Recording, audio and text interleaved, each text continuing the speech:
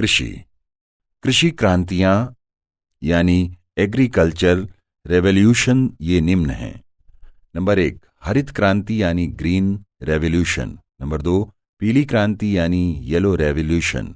Number 3 श्वेत क्रांति यानी व्हाइट रेवोल्यूशन। नंबर 4 नीली क्रांति यानी ब्लू रेवोल्यूशन। नंबर 5 भूरी क्रांति यानी ब्राउन रेवोल्यूशन। नंबर 6 गुलाबी क्रांति। नंबर 7 सुनहरी क्रांति। नंबर 8 बादामी क्रांति। नंबर 9 अमृत क्रांति। नंबर 10 लाल क्रांति। नंबर 11 इंद्रधनुषीय क्रांति। अब इनका क्रमशः अध्ययन करें। नंबर 1 हरित क्रांति यानी ग्रीन रेवोल्यूशन। आजादी प्राप्ति के पश्चात भारतीय नेतृत्व के सम्मुख सबसे प्रबल चुनौती थी बढ़ती आबादी के लिए खाद्यान्नों की आपूर्ति करना। बंगाल दुर्भिक्ष 1943 की स्मृतियां मानस पटल पर स्पष्ट थीं। प्रथम पंचवर्षीय योजना में कृषि को सर्वाधिक प्राथमिकता देने तथा समग्र परिव्यय यानी टोटल आउटले का 52% कृषि पर व्यय करने के बावजूद 1956 में PL 480 के तहत अमेरिका से खाद्यान्न आयात के लिए विवश होना पड़ा था। इसलिए 1957 में अमेरिका के फोर्ड फाउंडेशन के वैज्ञानिकों को खाद्यान्न समस्या पर सुझाव देने हेतु आमंत्रित किया गया। उन्हीं वैज्ञानिकों के सुझाव पर 1960-61 में मार्गदर्शी योजना या पायलट प्रोजेक्ट के रूप में 3 राज्यों के 3 जनपदों शाहाबाद बिहार, रायपुर तत्कालीन मध्य प्रदेश तथा अलीगढ़ उत्तर प्रदेश में सघन कृषि जिला कार्यक्रम यानी intensive agriculture district programme IADP की शुरुआत की गई। बाद में इसका विस्तार इन्हीं प्रांतों के 16 और जनपदों में किया गया। 1964-65 में देश के लगभग सभी जनपदों में इस कार्यक्रम को लागू कर दिया गया और कार्यक्रम का नाम संशोधित कर सघन कृषि क्षेत्र कार्यक्रम यानी intensive agriculture area programme IAAP रखा गया। इन क्षेत्रों में उन्नत बीज, उन्नत विधि, उन्नत उर्वरक, उपकरण, कीटनाशक, सिंचाई की सुविधाएं एक साथ उपलब्ध कराई गईं। इस कार्यक्रम को पैकेज प्रोग्राम की संज्ञा दी गई। तत्पश्चात पूरे देश के पैमाने पर उच्च उत्पादकता वाले बीजों का कार्यक्रम यानी high yielding variety programme HYVP लागू किया गया। इन कार्यक्रमों के फलस्वरूप तृतीय पंचवर्षीय योजनोपरांत खाद्यान्नों के उत्पादन एवं उत्पादकता के क्षेत्र में आशातीत वृद्धि परिलक्षित हुई, जिसे हरित क्रांति यानी ग्रीन रेवोल्यूशन की संज्ञा दी गई। हरित क्रांति शब्द जिसे आगत क्रांति यानी इनपुट रेवोल्यूशन भी कहा जाता है का सर्वप्रथम प्रयोग 1968 में विलियम गॉड ने किया। हरित क्रांति का जनक नॉर्मन E. बोरलॉग को माना जाता है। इन्हें 1970 में नोबेल पुरस्कार प्रदान किया गया था। भारत में कृषि विकास क्षेत्र में C. सुब्रमण्यम का महत्वपूर्ण योगदान रहा है। भारत में हरित क्रांति का श्रेय इन्हीं को दिया जाता है। इन्हें देश के कृषि विकास में उल्लेखनीय योगदान के कारण 1998 में देश के सर्वोच्च नागरिक अलंकरण भारत रत्न से सम्मानित किया गया था। हरित क्रांति का सर्वाधिक प्रभाव पंजाब तथा गेहूं की फसल में दृष्टिगोचर हुआ। नंबर 2 पीली क्रांति यानी येलो रेवोल्यूशन। हरित क्रांति की नई कृषि युक्तियों का प्रयोग चूंकि 5 प्रमुख खाद्यान्नों यानी फूड ग्रेन्स गेहूं, चावल, ज्वार, बाजरा, मक्का, बाद में रागी को भी जोड़ा गया तक सीमित रखा गया था। इसीलिए इनके उत्पादन में तो आशातीत वृद्धि हुई, किंतु गैर मुख्य खाद्यान्न जिनमें तिलहन मुख्य हैं अप्रभावित रहे, जबकि तिलहन संतुलित आहार के एक प्रमुख अंग वसा के प्रमुख स्रोत होते हैं। इसलिए तिलहनों के मामले में भारत की परनिर्भरता बनी रही और प्रचुर मात्रा में विदेशी मुद्रा खाद्य तेलों के आयात पर व्यय होती रही। अतः कृषि क्रांति के द्वितीय चरण में तिलहनों के उत्पादन में वृद्धि की ओर ध्यान दिया गया और तिलहनों के उत्पादन में तीव्र वृद्धि लाने एवं खाद्य तेलों के आयात पर निर्भरता समाप्त करने के उद्देश्य से सरकार द्वारा 1985-86 से कुछ कार्यक्रम प्रारंभ किए गए। उनमें राष्ट्रीय तिलहन विकास परियोजना यानी national oil seeds development project शुरुआत 1985-86 से, तिलहनों पर तकनीकी मिशन यानी technology mission on oil seeds गठन मई 1986, तिलहन उत्पादन प्रोत्साहन कार्यक्रम यानी oil seeds production thrust programme प्रारंभ 1987-88 आदि प्रमुख हैं। इन कार्यक्रमों के फलस्वरूप तिलहन उत्पादन में भी पर्याप्त वृद्धि हुई। देश आयात के स्थान पर निर्यात में सक्षम हुआ। इस उपलब्धि को पीली क्रांति यानी येलो रेवोल्यूशन की संज्ञा दी गई।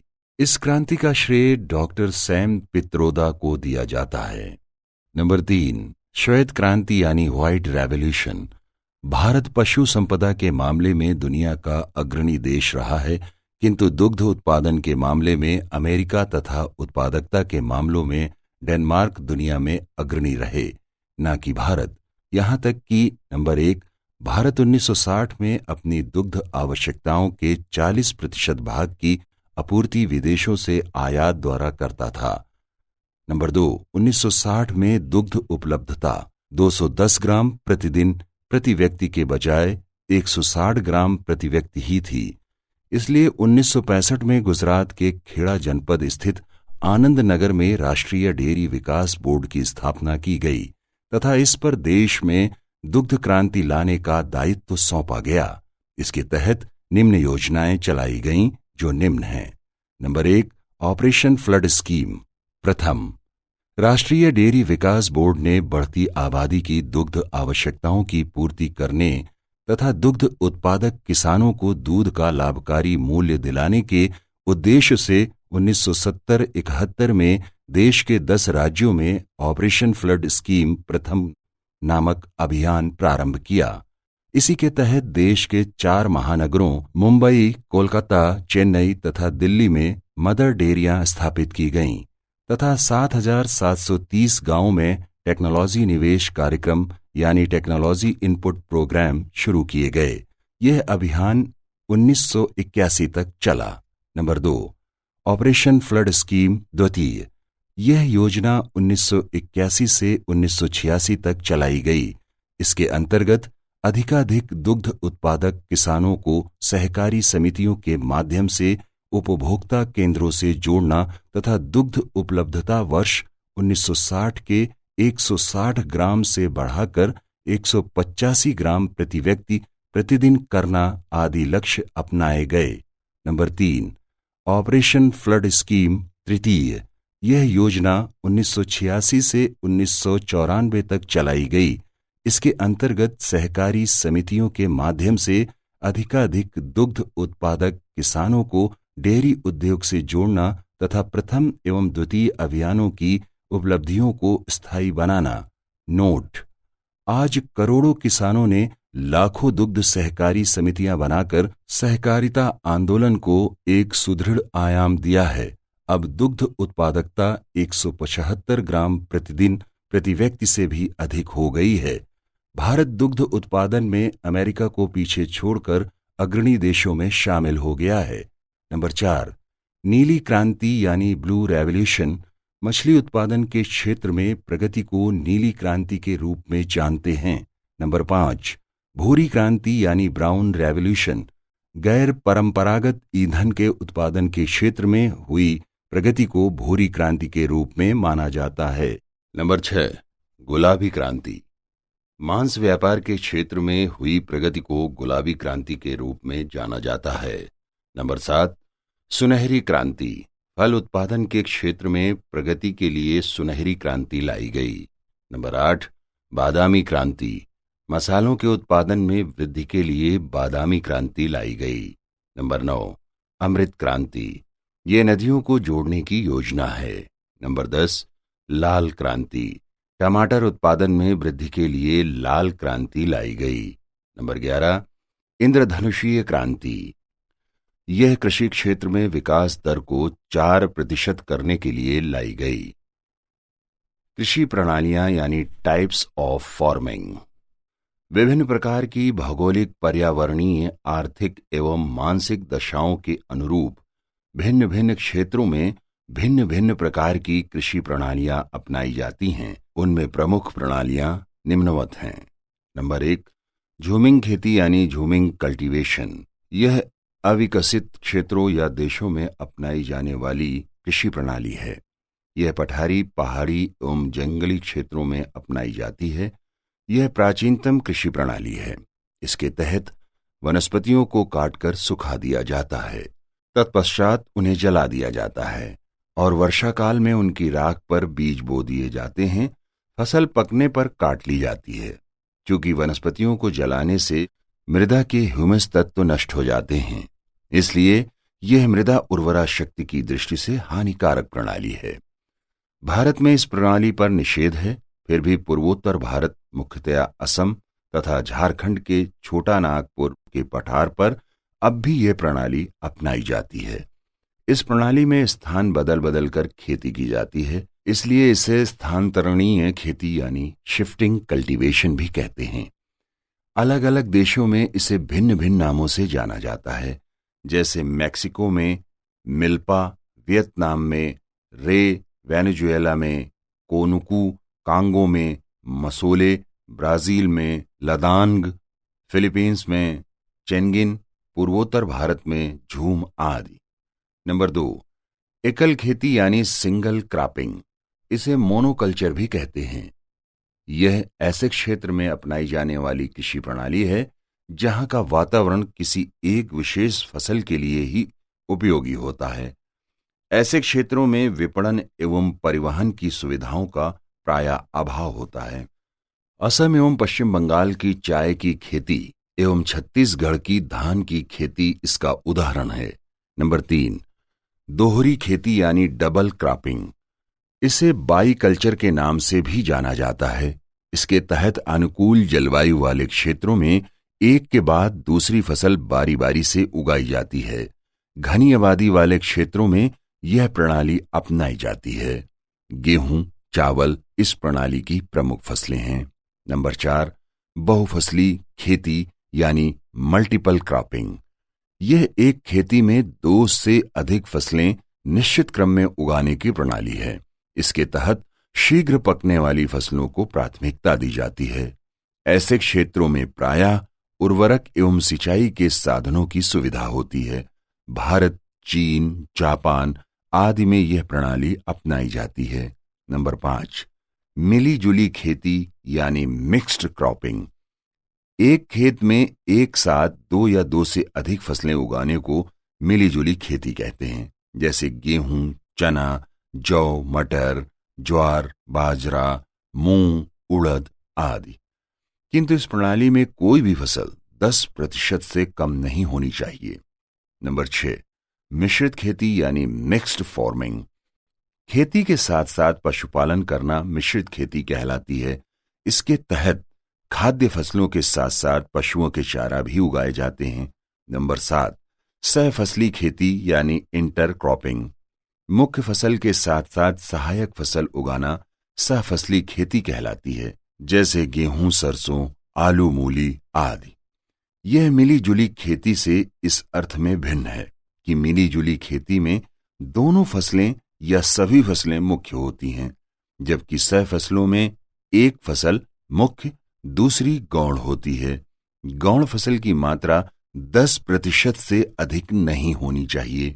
नंबर 8, सस्यावर्तन प्रणाली यानी फार्मिंग बाई क्रॉप रोटेशन। इसे अदल बदल खेती भी कहते हैं। यह मानसिकता आधारित कृषि प्रणाली है। यह मृदा उर्वरा शक्ति को बरकरार रखने के लिए अपनाई जाती है, अर्थात मृदा उर्वरा शक्ति को बढ़ाना सस्यावर्तन प्रणाली का उद्देश्य होता है। इसके तहत गेहूं और धान को क्रमागत रूप से बोते रहने से क्षीण होती उर्वरा शक्ति को संतुलित रखने के लिए चना या सनई जैसी फसलों की खेती की जाती है। चने की गांठदार जड़ों में ऐसे बैक्टीरिया होते हैं जो नाइट्रोजन का स्थिरीकरण करते हैं, जबकि सनई की पत्तियां या कोपलें सड़कर कंपोस्ट खाद बनाती हैं। नोट: नाइट्रोजन जीव द्रव्य यानी प्रोटोप्लाज्म प्रोटीन तथा पर्णहरिम यानी क्लोरोफिल का एक मुख्य घटक यानी कंपोनेंट ऑफ एलिमेंट है। यह पौधों का एक उत्तम पोषक तत्व भी है, किंतु इसकी भारतीय मृदा में मात्रा 0.05% है, जबकि वायुमंडल में इसकी मात्रा 78.1% है। पौधे वायुमंडल की नाइट्रोजन को सीधे ग्रहण करने में असमर्थ होते हैं। ये वायुमंडल की नाइट्रोजन को नाइट्रेट यानी NO3 के रूप में ग्रहण करते हैं। नाइट्रोजन विभिन्न प्राकृतिक प्रक्रियाओं द्वारा अंतिम उत्पाद नाइट्रेट में परिवर्तित की जाती हैं, जिसे नाइट्रोजन का स्थिरीकरण या यौगिकीकरण कहते हैं। इस प्रक्रिया में नाइट्रोसोमोनास, राइजोवियम तथा नाइट्रोबैक्टर नामक जीवाणु भाग लेते हैं। नंबर 9, गहन खेती यानी इंटेंसिव क्रॉपिंग। यह भूमि के अधिकाधिक उपयोग की प्रणाली है। इसके अंतर्गत अधिकाधिक उत्पादन प्राप्त करने के लिए हरित क्रांति के विविध साधनों, उन्नत बीज, उन्नत विधि, उपकरण, उर्वरक, उन्नत कीटनाशक, सिंचाई की सुविधाओं आदि का प्रयोग करते हुए एक खेत में एक साथ कई फसलें उगाई जाती हैं। इसके तहत शुद्ध बोया गया क्षेत्र तो स्थिर रहता है, किंतु कुल बोया गया क्षेत्र कई गुना बढ़ जाता है। संक्षेप में प्रति इकाई समय एवं प्रति इकाई क्षेत्र के अधिकतम उपयोग की प्रणाली सघन खेती यानी इंटेंसिव क्रॉपिंग कहलाती है। नंबर 10, विरल खेती यानी रेयर क्रॉपिंग। यह बड़ी जोत वाले कृषकों द्वारा अपनाई जाने वाली मानसिकता आधारित कृषि प्रणाली है। ऐसे कृषकों के पास भूमि अधिक, किंतु कार्य क्षमता तथा उत्पादों की आवश्यकता न्यून होती है। इसलिए एक खेत में 2 से 3 वर्ष में एक बार खेती की जाती है।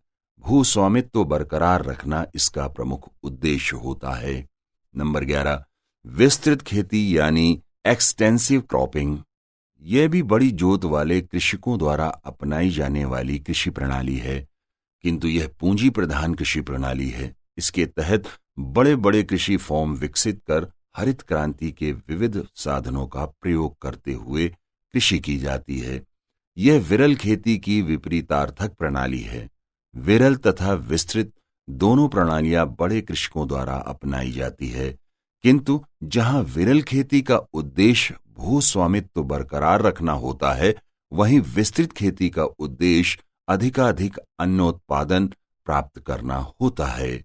नंबर 12, वाणिज्यिक खेती यानी कमर्शियल क्रॉपिंग। इसका उद्देश्य भोजन आवश्यकताओं की पूर्ति न होकर अधिकाधिक अर्थोपार्जन करना होता है। इसमें रासायनिक खादों एवं कीटनाशकों का अधिक प्रयोग होता है। यह मृदा उर्वरा शक्ति की दृष्टि से हानिकारक प्रणाली है। नंबर 13, आजीविका खेती यानी लाइवलीहुड बेस्ड क्रॉपिंग। किसी परिवार या क्षेत्र विशेष में उदरपूर्ति में खपत हो जाने वाली फसल की खेती आजीविका खेती कहलाती है। यदि खपत के पश्चात शेष बचे पदार्थों का व्यापार होता है, तो ऐसी उपज वाली खेती आजीविका खेती के तहत नहीं परिभाषित होती है। नंबर 14, नम खेती यानी ह्यूमिड क्रॉपिंग। यह वर्षा की अधिकता वाले क्षेत्रों में अपनाई जाने वाली प्रणाली है। इसे बरानी खेती भी कहते हैं। चावल, जूट, गन्ना इस प्रणाली की प्रमुख फसलें हैं। नंबर 15, शुष्क खेती यानी ड्राई क्रॉपिंग। यह प्रणाली 50 सेंटीमीटर से कम वर्षा वाले क्षेत्रों में अपनाई जाती है। इन क्षेत्रों में प्रायः सिंचाई के साधनों का भी अभाव रहता है। मोटा अनाज, दलहन, तिलहन की खेती इस प्रणाली के तहत की जाती है। दक्षिण के पठार तथा पश्चिमी राजस्थान में यह प्रणाली अपनाई जाती है। नंबर 16, समोच्च खेती यानी कॉन्टूर क्रॉपिंग। इसे सीढ़ीनुमा खेती भी कहते हैं। जलीय क्षरण रोकने के लिए समान ऊंचाई वाले क्षेत्रों को मिलाने वाली काल्पनिक रेखा में ढाल के विपरीत दिशा में जुताई की जाती है। मृदा क्षरण एवं मृदा उर्वरा शक्ति को रोकने की दृष्टि से उपयोगी यह प्रणाली पठारी एवं पहाड़ी क्षेत्रों में अपनाई जाती है। कृषि संस्थान। कृषि से संबंधित विभिन्न संस्थान तथा उनके मुख्यालय निम्न हैं। नंबर 1 विश्व मौसम विज्ञान संगठन जिनेवा स्विट्जरलैंड। नंबर 2 विश्व खाद्य एवं कृषि संगठन रोम इटली। नंबर 3 अंतर्राष्ट्रीय गेहूं शोध संस्थान मैक्सिको सिटी मैक्सिको तथा दमिश्क सीरिया। नंबर 4 अंतर्राष्ट्रीय चावल शोध संस्थान मनीला फिलीपींस। नंबर 5 राष्ट्रीय चावल शोध संस्थान कटक उड़ीसा। नंबर 6 अंतर्राष्ट्रीय मछली पालन अनुसंधान संस्थान मनीला फिलीपींस। नंबर 7 भारतीय कृषि मौसम विज्ञान महानिदेशालय पुणे महाराष्ट्र। नंबर 8 राष्ट्रीय वन अनुसंधान संस्थान देहरादून उत्तरांचल। नंबर 9 केंद्रीय मृदा एवं जल संरक्षण अनुसंधान संस्थान देहरादून। नंबर 10 भारतीय डेयरी निगम एवं राष्ट्रीय डेयरी विकास बोर्ड आनंद गुजरात। नंबर 11 भारतीय डेयरी अनुसंधान संस्थान करनाल हरियाणा। नंबर 12 भारतीय गन्ना अनुसंधान संस्थान लखनऊ उत्तर प्रदेश। नंबर 13 भारतीय गन्ना प्रजनन संस्थान कोयंबटूर तमिलनाडु। नंबर 14 केंद्रीय कॉफी अनुसंधान संस्थान कुर्ग कर्नाटक। नंबर 15 कॉफी अनुसंधान केंद्र चिकमगलूर कर्नाटक। नंबर 16 राष्ट्रीय रबर अनुसंधान केंद्र केट्टायम केरल। नंबर 17 जूट कृषि अनुसंधान संस्थान बैरकपुर पश्चिम बंगाल। नंबर 18 केंद्रीय रेशम उत्पादन अनुसंधान संस्थान मैसूर कर्नाटक। नंबर 19 केंद्रीय तंबाकू अनुसंधान संस्थान राजमुंदरी आंध्र प्रदेश। नंबर 20 केंद्रीय उर्वरक गुणवत्ता नियंत्रण और प्रशिक्षण संस्थान फरीदाबाद हरियाणा। नंबर 21 राष्ट्रीय पौध संरक्षण एवं प्रशिक्षण संस्थान हैदराबाद आंध्र प्रदेश। नंबर 22 केंद्रीय चारा बीज उत्पादन फॉर्म हैसरघट्टा कर्नाटक। नंबर 23 केंद्रीय मत्स्य पालन और समुद्री इंजीनियरिंग प्रशिक्षण संस्थान कोचीन केरल। नंबर 24 केंद्रीय कृषि अनुसंधान संस्थान पोर्ट ब्लेयर। नंबर 25 राष्ट्रीय जैव उर्वरक विकास केंद्र गाजियाबाद उत्तर प्रदेश। फसलों के प्रकार। फसलों को 2 भागों में बांटकर अध्ययन किया जा सकता है। नंबर 1 खाद्य फसलें यानी फूड ग्रेन्स। नंबर 2 व्यवसायिक फसलें यानी कॉमर्शियल क्रॉप्स। अब इन सब का क्रमशः अध्ययन करें। नंबर 1 खाद्य फसलें। इसके अंतर्गत निम्न प्रकार की फसलें आती हैं। नंबर 1 मुख्य फसलें। इसके अंतर्गत आने वाली फसलें हैं गेहूं चावल ज्वार बाजरा मक्का रागी आदि। नंबर 2 दलहन फसलें। इसके अंतर्गत आने वाली फसलें हैं चना मटर उड़द अरहर मूंग आदि। नंबर 3 तिलहन फसलें। इसके अंतर्गत आने वाली फसलें हैं सरसों अलसी तिली सूरजमुखी सोयाबीन मूंगफली अरंडी नाइजर आदि। नंबर 2 व्यावसायिक फसलें। इसके अंतर्गत निम्न प्रकार की फसलें आती हैं। नंबर 1 रेशेदार फसलें। इसके अंतर्गत आने वाली फसलें हैं कपास जूट। नंबर 2 रसदार फसलें। इसके अंतर्गत आने वाली फसलें हैं गन्ना रबर। नंबर 3 पेय फसलें। इसके अंतर्गत आने वाली फसलें हैं चाय कॉफी तंबाकू आदि। नोट व्यावसायिक फसलों को नगदी फसल यानी कैश क्रॉप्स के नाम से भी जाना जाता है। इनमें चाय कॉफी को छोड़कर अन्य को औद्योगिक फसल यानी इंडस्ट्रियल क्रॉप्स के नाम से भी जाना जाता है। प्रमुख फसलें भौगोलिक परिस्थितियां एवं उत्पादक। नंबर 1 गेहूं यानी व्हीट। यह विश्व में सर्वाधिक क्षेत्रफल तथा सर्वाधिक मात्रा में उगाई जाने वाली फसल है। इसका वैज्ञानिक नाम ट्रिटिकम एस्टिवम है। भौगोलिक परिस्थितियां जलवायु शीतोष्ण तापमान 15 से 20 डिग्री सेंटीग्रेड वर्षा 15 से 75 सेंटीमीटर मिट्टी दोमट। उत्पादन विश्व में गेहूं के उत्पादन में चीन भारत अमेरिका रूस आदि अग्रणी देश हैं। चीन में गेहूं उत्पादन के 3 प्रमुख क्षेत्र हैं उत्तरी मैदान हुआंगहो घाटी एवं शांटांग प्रायद्वीप। अमेरिका में गेहूं की 2 मेखलाएं हैं। पहली डकोटा से मोंटाना तक फैली हुई है। यह बसंतकालीन गेहूं की पेटी है, जबकि दूसरी पूर्वी कोलोरेडो से कंसास होते हुए ओक्लाहामा तक विस्तृत है। यह शीतकालीन गेहूं की मेखला है। यूक्रेन को विश्व में ब्रेड बास्केट के नाम से जाना जाता है। भारत में गेहूं उत्पादन में उत्तर प्रदेश, पंजाब, हरियाणा अग्रणी राज्य हैं, किंतु उत्पादकता यानी प्रोडक्टिविटी में पंजाब, हरियाणा, उत्तर प्रदेश अग्रणी हैं। भारत में हरित क्रांति के दौरान गेहूं की अनेक उच्च उत्पादकता वाली किस्में विकसित की गईं। लरमा, रोजो, सोनारा 64, कल्याण, सोना, सोनालिका, अर्जुन, प्रताप, मुक्ता, शैलजा आदि उनमें प्रमुख हैं। राज 3077 गेहूं की ऐसी नमाविष्कृत किस्म है जिसमें गेहूं की अन्य प्रजातियों की अपेक्षा 12% अधिक प्रोटीन होता है। यह अम्लीय एवं क्षारीय यानी एसिडिक एंड बेसिक मिट्टी में भी तथा सामान्य एवं प्रतिकूल दोनों मौसमों में उत्पादित होता है।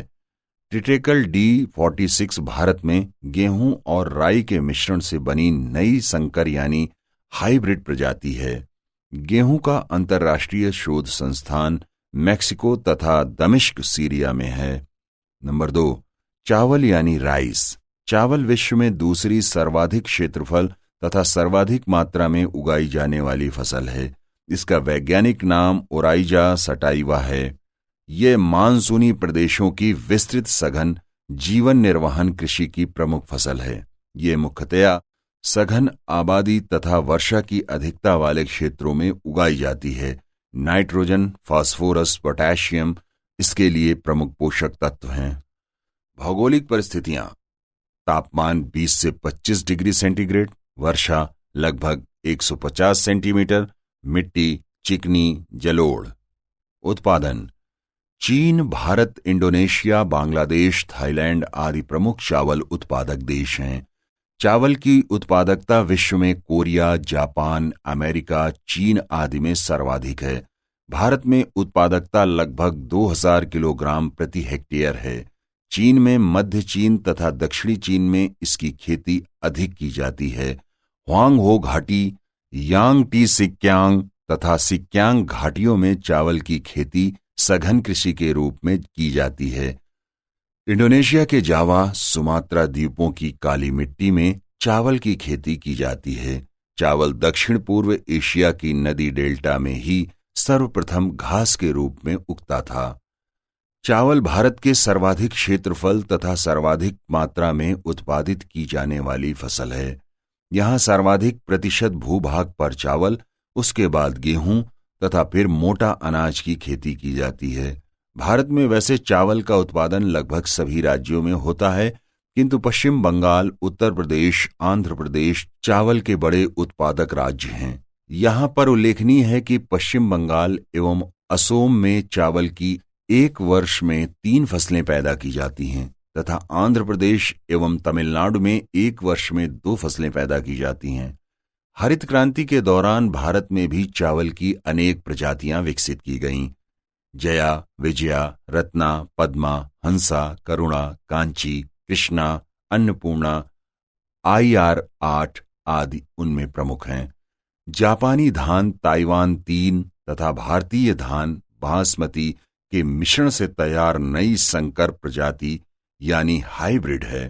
Triticale PNR 8। नोट: नंबर 1, चावल का अंतर्राष्ट्रीय शोध संस्थान मनीला, फिलीपींस तथा राष्ट्रीय चावल शोध संस्थान कटक, उड़ीसा में है।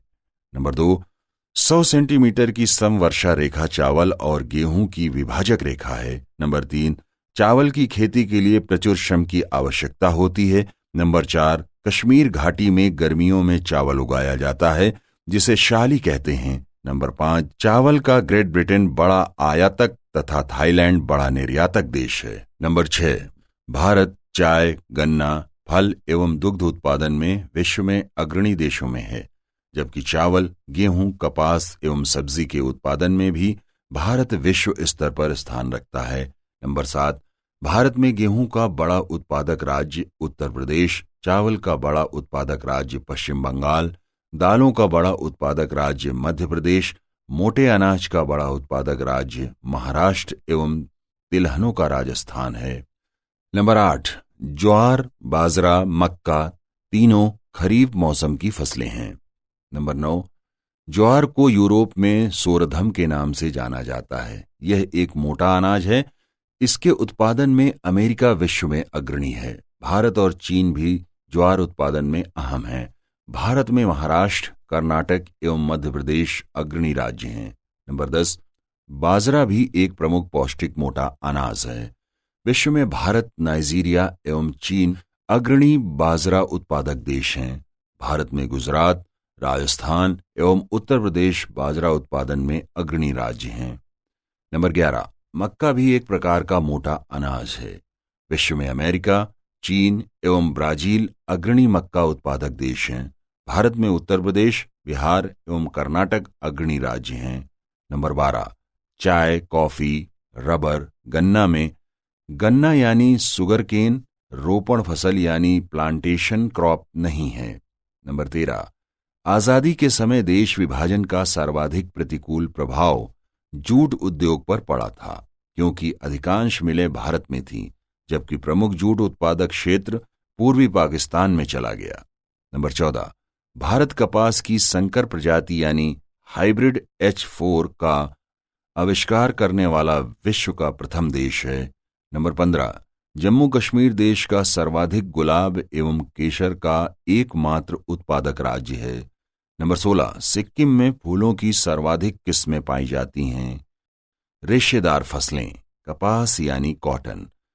कपास के पौधे से रुई प्राप्त होती है, जिसे सफेद सोना यानी व्हाइट गोल्ड कहते हैं। यह एक उत्तम व्यावसायिक फसल यानी कॉमर्शियल क्रॉप है। किसानों के लिए यह नकदी फसल यानी कैश क्रॉप मानी जाती है। शायद ही कोई फसल ऐसी हो जिसकी विश्वव्यापी मांग कपास के समतुल्य हो। इसका वैज्ञानिक नाम गोस्पियम है। भौगोलिक परिस्थितियां, तापमान 20 से 30 डिग्री सेंटीग्रेड, वर्षा 75 से 100 सेंटीमीटर, मिट्टी काली उपयुक्त होती है। इसका वर्धन काल पाला रहित होना चाहिए तथा चुनाई यानी पिकिंग अप के समय मौसम स्वच्छ, बादल रहित तथा वर्षा रहित होना चाहिए। कपास की चुनाई 4 से 5 दिनों के अंतराल पर 6 से 8 बार की जाती है। उत्पादन, चीन, अमेरिका, भारत आदि अग्रणी देश हैं, जबकि उत्पादकता में चीन, अमेरिका, पाक, ब्राजील अग्रणी हैं। भारत में उत्पादन में अग्रणी राज्य गुजरात, महाराष्ट्र, तेलंगाना, आंध्र प्रदेश एवं पंजाब हैं। कपास के रेशे की लंबाई 6 सेंटीमीटर तक होती है, किंतु भारतीय कपास के रेशे की लंबाई 2.5 सेंटीमीटर तक ही होती है। कपास के बीज यानी कॉटन सीड बिनौला के उत्पादन में भारत का विश्व में अग्रणी स्थान है। बिनौला तेल, वनस्पति घी, साबुन आदि बनाने में प्रयुक्त होता है। यद्यपि बिनौला के अधिकांश भाग को पशुओं को खिला दिया जाता है। जूट या पटसन, यह एक रेशेदार फसल है। इसके रेशे को अपगलन प्रणाली द्वारा तने की छाल के नीचे से प्राप्त किया जाता है। यह एक नगदी एवं औद्योगिक फसल है। इसका वैज्ञानिक नाम कारकोरम कैप्सुलरिस है। इसकी खेती मुख्यतः डेल्टाई क्षेत्रों में की जाती है, जहां की खादर मिट्टी जलोढ़ मिट्टी का एक प्रकार उपलब्ध होती है तथा अपगलन के लिए जल भी उपलब्ध रहता है। भौगोलिक परिस्थितियां, तापमान 25 से 35 डिग्री सेंटीग्रेड, वर्षा 200 से 250 सेंटीमीटर, मिट्टी खादर जलोढ़। उत्पादन, जूट के उत्पादन में भारत, बांग्लादेश तथा चीन अग्रणी देश हैं। भारत में 50% से अधिक जूट का उत्पादन अकेले पश्चिम बंगाल में होता है तथा इसके पश्चात बिहार, असम, उड़ीसा अग्रणी राज्य हैं। नोट, मेस्टा जूट की एक किस्म है। भारत का जूट की खेती पर विश्व में एकाधिकार था, किंतु विभाजन का अभिशाप लेकर आई आजादी के साथ प्रमुख जूट उत्पादक क्षेत्र बांग्लादेश में चला गया। मात्र 49% भारत में रह गया। ठीक उसी प्रकार जैसे चावल का उत्तम क्षेत्र पूर्वी भारत तथा लंबे रेशे वाली कपास का प्रमुख उत्पादक क्षेत्र सिंध भारत से छिन गए यानी निकल गए। रसदार फसलें, गन्ना यानी शुगर केन। संतुलित आहार के एक प्रमुख अंग कार्बोहाइड्रेट का एक अवयव चीनी का स्रोत गन्ना एक प्रमुख व्यावसायिक फसल है। उद्योगों के लिए इसका कच्चा माल वाले पदार्थों में महत्वपूर्ण स्थान है। कृषकों के लिए यह एक उत्तम नकदी फसल है। इसका वैज्ञानिक नाम शक्करम ऑफिसिनेरम है। भौगोलिक परिस्थितियां, यह उष्णकटिबंधीय फसल है। तापमान 21 से 27 डिग्री सेंटीग्रेड, वर्षा 100 से 150 सेंटीमीटर, मिट्टी कॉप एवं दोमट। उत्पादक, भारत, ब्राजील, चीन एवं क्यूबा अग्रणी उत्पादक देश हैं। उत्पादकता अधिक होने के कारण क्यूबा को विश्व का चीनी का कटोरा यानी sugar ball of the world कहते हैं। भारत में उत्तर प्रदेश, महाराष्ट्र, तमिलनाडु, बिहार अग्रणी राज्य हैं। रबर, रबर के पौधे से प्राप्त रस यानी लैटेक्स से रबर तैयार किया जाता है। लचीलापन, मजबूती, वायु ग्रहण क्षमता रबर की प्रमुख विशेषताएं हैं। इसका प्रयोग मुख्यतया टायर ट्यूब बनाने में होता है। व्यापारिक कृषि उत्पादों में चाय, कॉफी और इलायची की भांति रबर को भी प्लांटेशन क्रॉप के रूप में मान्यता दी गई है। भौगोलिक परिस्थितियां, तापमान 25 से 30 डिग्री सेंटीग्रेड, वर्षा 200 से 300 सेंटीमीटर, मिट्टी परतदार। उत्पादन, थाईलैंड, इंडोनेशिया, मलेशिया व भारत आदि प्रमुख उत्पादक देश हैं। भारत में 94% रबर अकेले केरल, मुख्यतया कोट्टायम, क्विलन, अर्नाकुलम से उत्पादित होता है तथा इसके बाद तमिलनाडु तथा कर्नाटक अग्रणी राज्य हैं। नोट नंबर 1, रबर के पौधे का रोपण 15 से 16 मीटर के लंबे अंतराल पर कतारों में किया जाता है। जब 6 से 7 वर्षों में रबर के पौधे के तने की मोटाई 50 सेंटीमीटर तक हो जाती है तो दूध या रस यानी लैटेक्स निकालना प्रारंभ कर दिया जाता है और करीब 25 वर्षों तक दूध की प्राप्ति जारी रहती है। रबर बागानों की औसत आयु 25 से 30 वर्ष होती है और साधारण बागान से करीब 500 से 550 किलोग्राम रबर प्रति हेक्टेयर प्राप्त होता है। नंबर 2, रबर की 4 किस्मों, ब्राजील का पारा रबर, कैरेबियाई रबर, पश्चिम अफ्रीकी रबर तथा भारतीय आसामी रबर में से सबसे अधिक रस ब्राजील के पारा रबर में होने के कारण पारा रबर को सर्वोत्तम माना जाता है। पेय फसलें, चाय यानी टी, यह एक स्फूर्तिदायक पेय पदार्थ है जो कि एक पौधे की पत्तियों से निर्मित होती है। इसका वैज्ञानिक नाम क्रेमेलियाथिया है। भारतीय बागानी खेती में इसका सबसे महत्वपूर्ण स्थान है। कृषि उत्पादों के भारतीय निर्यात व्यापार में भी इसे सर्वोपरि स्थान प्राप्त है। यद्यपि चाय चीन का आदि पौधा है, किंतु उत्पादन तथा उत्पादकता दोनों दृष्टियों से भारत विश्व में अग्रणी है। भौगोलिक परिस्थितियां, तापमान 21 से 27 डिग्री सेंटीग्रेड, वर्षा 125 से 150 सेंटीमीटर, मिट्टी लौहांश एवं फास्फोरस युक्त एवं उत्तम जल निकासी वाली लेटराइट। नोट नंबर 1, जड़ों में जल का रुकना हानिकारक होता है, इसलिए पहाड़ी ढाल इसकी कृषि के लिए अधिक उपयुक्त होते हैं। नंबर 2, कुहासा यानी मिस्ट तथा कुहरा यानी फॉग की स्थिति में इसमें कोपलें अधिक निकलती हैं, इसलिए कुहासा या कोहरा इसके लिए लाभप्रद होते हैं। उत्पादन, भारत, चीन, श्रीलंका अग्रणी उत्पादक देश हैं। भारत में चाय के कुल उत्पादन का लगभग 50% अकेले असोम उत्पादित करता है।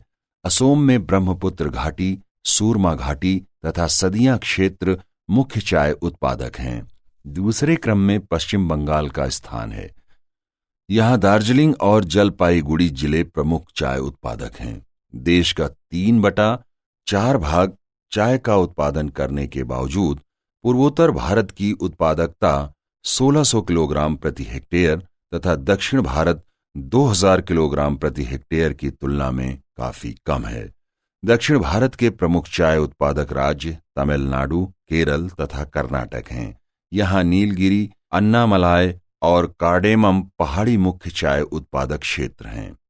नोट नंबर 1, दार्जिलिंग पश्चिम बंगाल की चाय समताप में तैयार होने के कारण एक विशिष्ट प्रकार के स्वाद के लिए प्रसिद्ध है। नंबर 2, चाय बागानों के समीपवर्ती क्षेत्रों में सस्ते श्रम की उपलब्धता आवश्यक होती है, क्योंकि चाय पत्तियों को कई बार तोड़ना पड़ता है।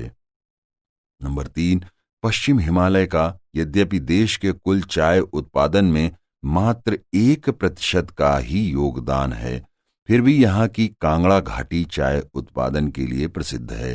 नंबर 4, भारत विश्व में सर्वाधिक प्रति व्यक्ति चाय उपभोक्ता वाला देश है। नंबर 5, चाय के पौधों को बीज से तैयार किया जाता है। बुआई अक्टूबर से मार्च के बीच की जाती है। कुछ बड़े हो जाने पर चाय के पौधों को उद्यानों की क्यारियों में रोप दिया जाता है। चाय के पौधे से 3 वर्ष पश्चात पत्तियों की बुनाई प्रारंभ कर दी जाती है और करीब 40 वर्ष तक चलती है। नंबर 6, व्यवसायिक दृष्टि से चाय 2 प्रकार की होती है, काली और हरी। भारत श्रीलंका में केवल काली चाय तैयार की जाती है, चीन में काली हरी दोनों चाय, जबकि जापान में केवल हरी चाय। ताइवान में एक तीसरे प्रकार की चाय तैयार की जाती है जिसे उलोंग कहते हैं। कॉफी यानी कहवा, यह एक स्फूर्तिदायक पेय पदार्थ है जो कि एक हरी झाड़ी के बीज से तैयार किया जाता है। कॉफी के फल से बीज को निकालकर धूप में सुखा लिया जाता है। उसके पश्चात उसे भूनकर पीस लिया जाता है। यही लोकप्रिय पेय पदार्थ कॉफी या कहवा कहलाता है। कहवा या कॉफी उष्णकटिबंधीय सदाबहार पौधा है। इसके उद्यान मुख्यतया सागरों के निकट होते हैं क्योंकि जलवायु सम रहती है। वन्य अवस्था में कॉफी के पौधे की ऊंचाई 30 मीटर तक होती है, किंतु कृषि के लिए काट छांट कर 2 मीटर तक ही रखा जाता है, अर्थात कटाई छटाई इसकी खेती का अंग है। कॉफी का पौधा 6 वर्ष पर फल देने लगता है तथा 30 से 35 वर्ष तक देता है। कॉफी इथोपिया का आदि पौधा है, किंतु आज ब्राजील कॉफी का घर यानी होम ऑफ कॉफी कहा जाता है। यहाँ का साओ पालो कॉफी की विश्व की सबसे बड़ी मंडी है।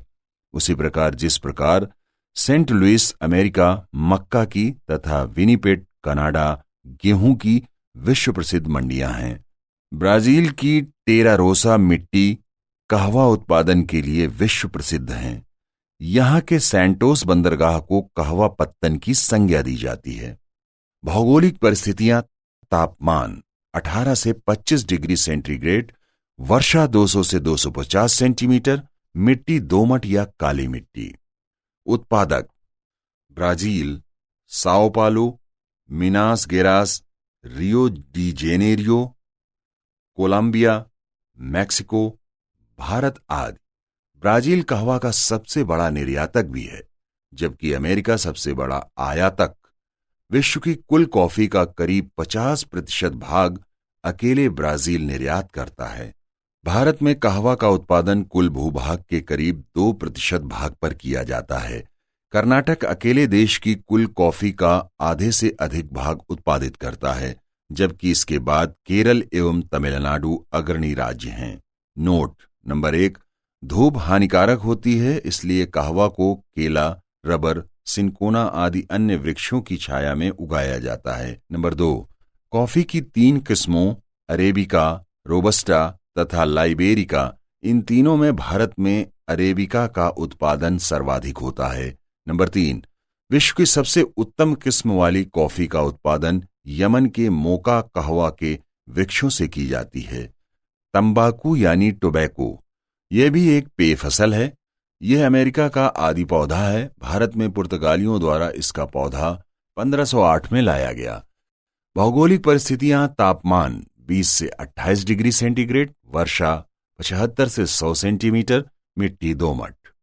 उत्पादक: चीन, यूएसए, ब्राजील, भारत आदि अग्रणी देश हैं।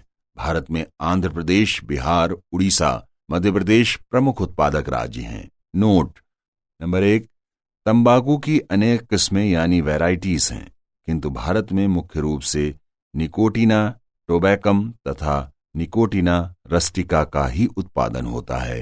नंबर 2, तंबाकू में लगने वाला मोज़ेक रोग TMV यानी टोबैको मोज़ेक वायरस के कारण होता है। फसल ऋतुएं: भारत में मुख्य रूप से 3 फसल ऋतुएं पाई जाती हैं। नंबर 1, रबी फसल। ये फसलें अक्टूबर नवंबर में बोई जाती हैं। तथा मार्च अप्रैल में काट ली जाती हैं। गेहूं, चना, तिलहन, जौ आदि प्रमुख रबी फसलें हैं। नंबर 2, खरीफ फसल। ये फसलें जून जुलाई में बोई जाती हैं तथा अक्टूबर नवंबर में काट ली जाती हैं। चावल, मक्का, ज्वार, बाजरा आदि प्रमुख खरीफ फसलें हैं।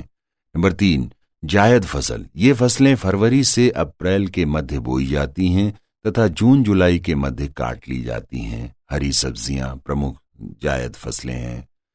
कृषि से संबंधित कुछ अन्य महत्वपूर्ण तथ्य। मृदा रहित खेती यानी हाइड्रोपोनिक्स। इसका वैज्ञानिक नाम जल कृषि है। इसमें पौधों को रासायनिक घोल से पोषित कर तैयार किया जाता है। आज यह कृषि विज्ञान की एक सुस्पष्ट शाखा का रूप ले चुकी है। जल कृषि का प्रथम प्रयास इंग्लैंड में 1699 में वैज्ञानिक वुडवर्ड द्वारा हुआ, किंतु इस क्षेत्र में उल्लेखनीय सफलता 1929 में तब मिली जब कैलिफोर्निया विश्वविद्यालय USA के WF गॉरिक ने इस विधि से 20 फीट ऊंचे टमाटर के पौधे को उगाया।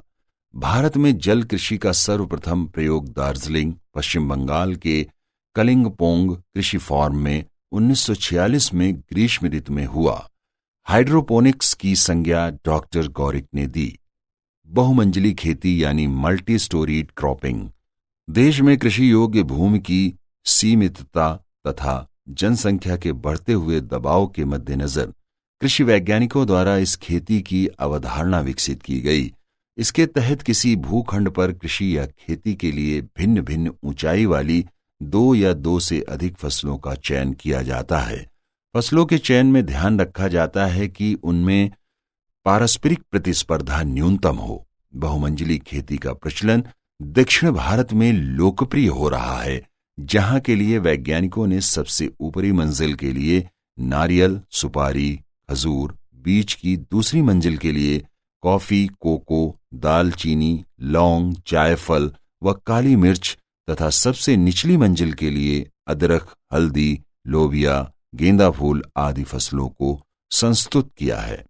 टिकाऊ कृषि यानी सस्टेनेबल एग्रीकल्चर। पुनः उपयोगी संसाधनों जैसे मृदा, जल, पादप, आनुवंशिकी, पारिस्थितिकी तंत्र आदि को क्षति न पहुंचाते हुए उपयोग करने की प्रबंधन पद्धति टिकाऊ कृषि कहलाती है, जो वर्तमान एवं भावी पीढ़ी को खाद्यान्न मुहैया करती है तथा रहने योग्य पर्यावरण प्रदान करती है। कुछ वैज्ञानिकों के अनुसार टिकाऊ कृषि रासायनिक उर्वरकों, कीटनाशकों एवं प्रतिजैविक औषधियों पर कम से कम निर्भर रहते हुए कृषि की वह पद्धति है जिसमें जैविक खादों, जैविक कीट नियंत्रकों का अधिकतम उपयोग होता है। इसलिए इसे जैविक खेती भी कहते हैं।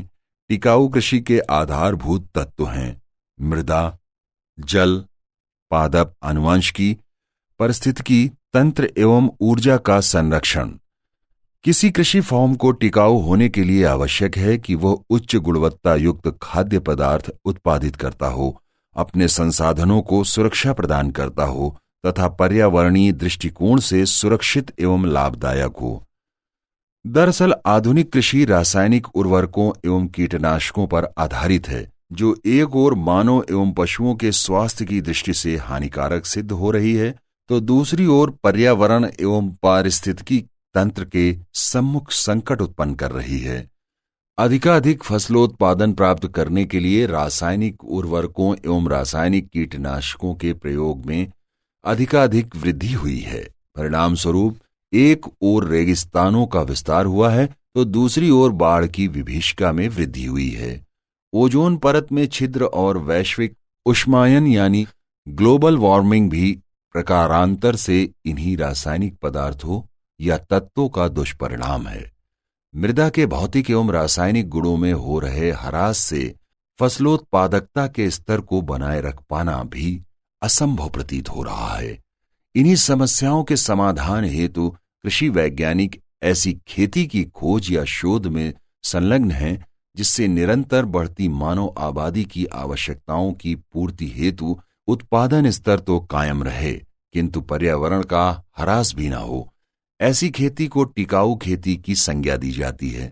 तात्पर्य ये कि आज ऐसी खेती की आवश्यकता है जिससे मानव की भोजन वस्त्र, ईंधन आदि आवश्यकताओं की पूर्ति होती रहे, जल एवं वायु प्रदूषित ना हो और मृदा तथा अन्य प्राकृतिक संपदा के गुणों का ह्रास ना हो। ऐसी टिकाऊ खेती या टिकाऊ कृषि जो उत्पादकता के स्तर को बरकरार रखे, मृदा के भौतिक एवं रासायनिक गुणों तथा उर्वरता का क्षरण न्यूनतम करे और पर्यावरण की शर्तों से भी अनुशासित हो, के लिए आवश्यक है कि रासायनिक उर्वरकों, रासायनिक कीटनाशकों की अपरिहार्यता को नकारा जाए तथा ग्रामीण अंचलों में उपलब्ध कार्बनिक खादों, गोबर की खाद, कंपोस्ट खाद, हरी खाद, बायोगैस का विसर्जित पदार्थ आदि की महत्ता को स्वीकार किया जाए।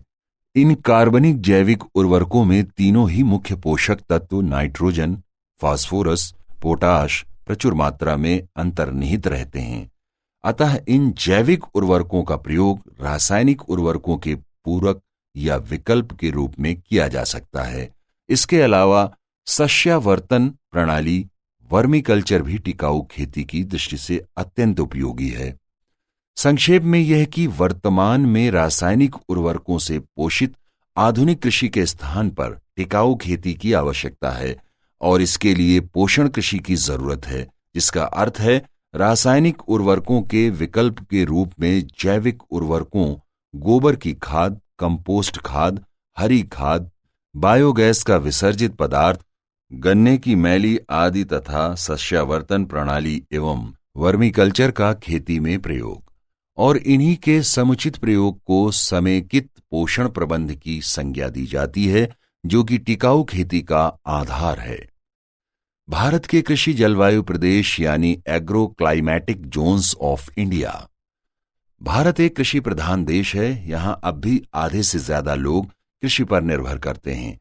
आजादी के बाद विगत करीब 50 वर्षों में कृषि उत्पादन में औसतन वार्षिक वृद्धि की दर करीब 2.8% रही है, जबकि स्वतंत्रता के पूर्व यह वृद्धि केवल 0.37% प्रतिवर्ष थी। इस दृष्टि से यद्यपि वृद्धि दर बढ़ी है, किंतु जब कृषि करने वाले अन्य देशों से तुलना करते हैं तो यह काफी कम दृष्टिगोचर साबित होती है, क्योंकि चीन, दक्षिण कोरिया, ताइवान, इजराइल आदि देशों में कृषि की वृद्धि दर 5 से 10% प्रतिवर्ष के बीच है।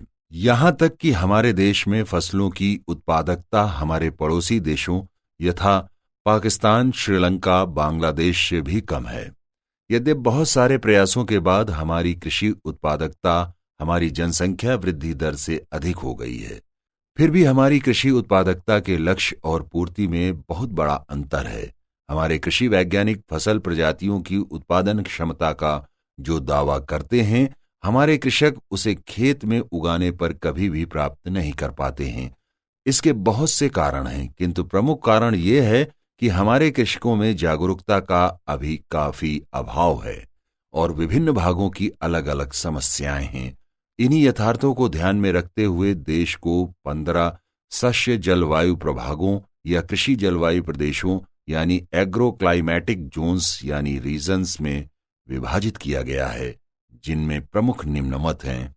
नंबर 1, पश्चिमी हिमालय का प्रभाग यानी वेस्टर्न हिमालय रीजन।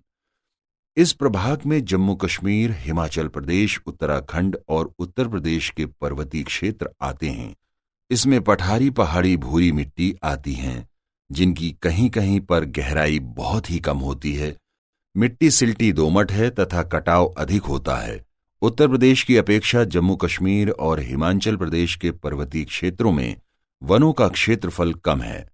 शस्य सघनता जम्मू कश्मीर में सबसे कम है और हिमाचल प्रदेश में सबसे अधिक है तथा उत्पादकता देश की औसत उत्पादकता से भी कम है। इस प्रभाग में कृषि की उत्पादकता बढ़ाने के लिए सरकार ने निम्न कार्य योजनाओं को निर्धारित किया है। नंबर 1, जल ग्रहण क्षेत्रों यानी वाटर लॉग्ड एरियाज की अच्छी व्यवस्था करके मिट्टी के कटाव को रोकने के लिए उचित व्यवस्था की जाए।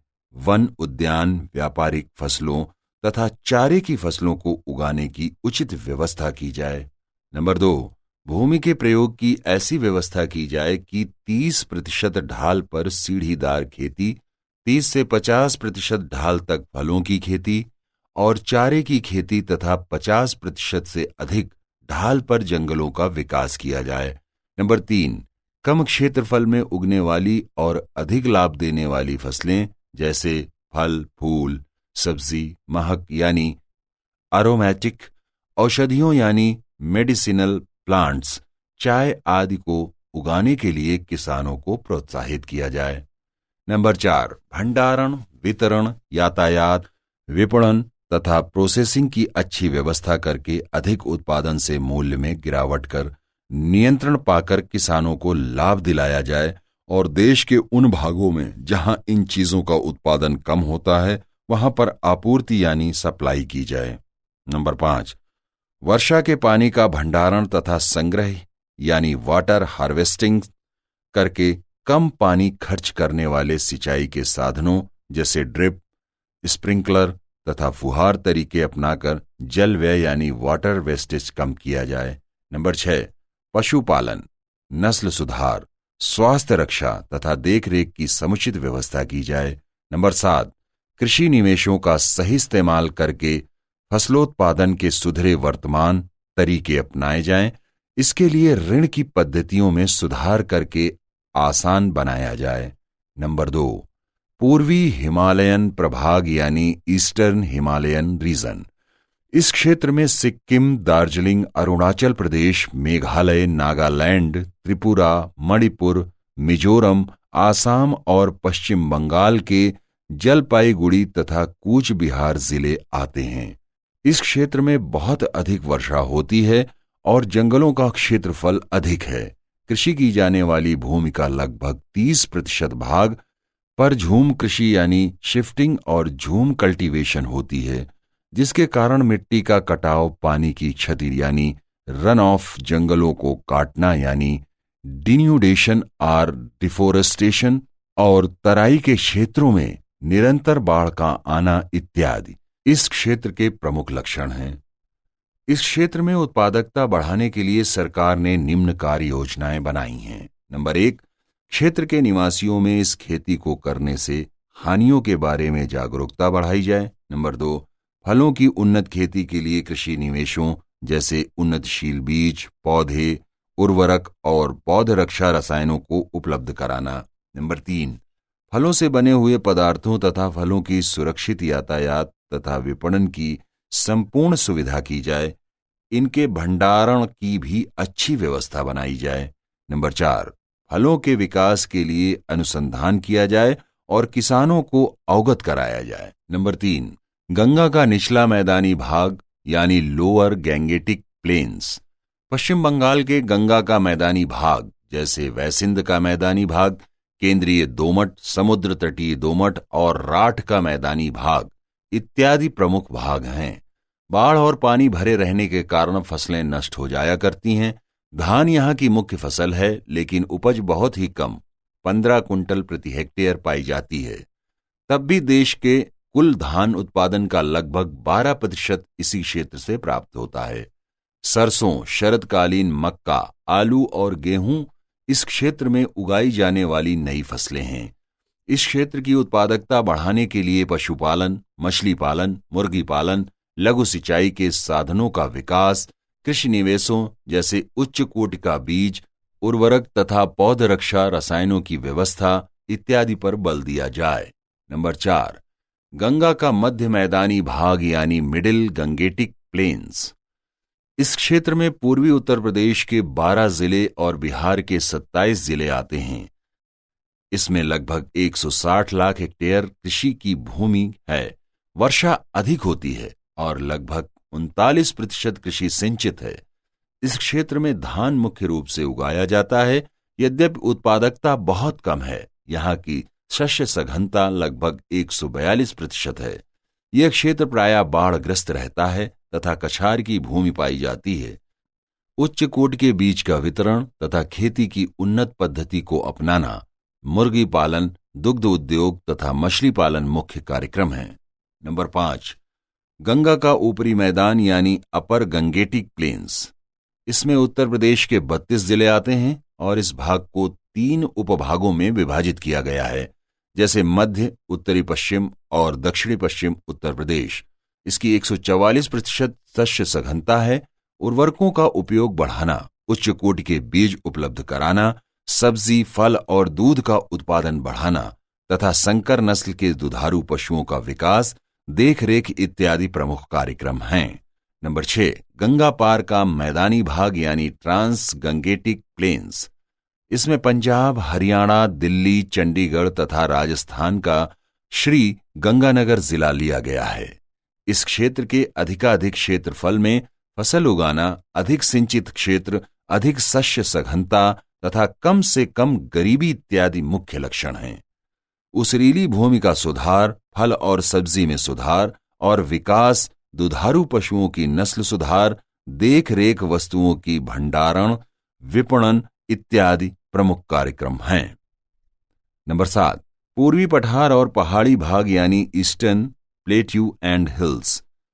वैनगंगा मध्य प्रदेश का पहाड़ी भाग, उड़ीसा का उत्तरी भाग, छोटा नागपुर का दक्षिणी भाग, पश्चिम बंगाल का पहाड़ी भाग, छत्तीसगढ़ तथा उड़ीसा का दक्षिण पश्चिमी पहाड़ी भाग इत्यादि इस क्षेत्र में सम्मिलित हैं।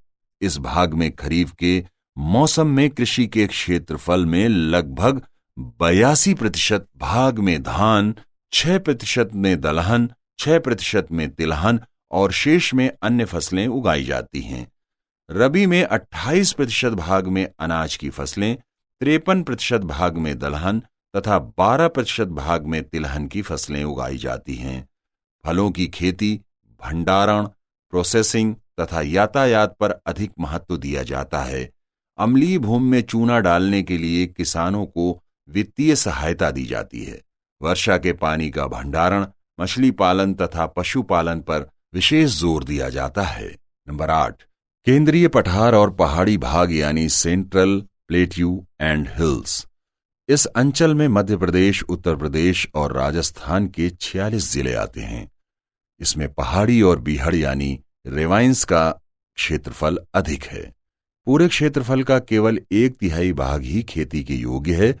75% का क्षेत्र असिंचित है।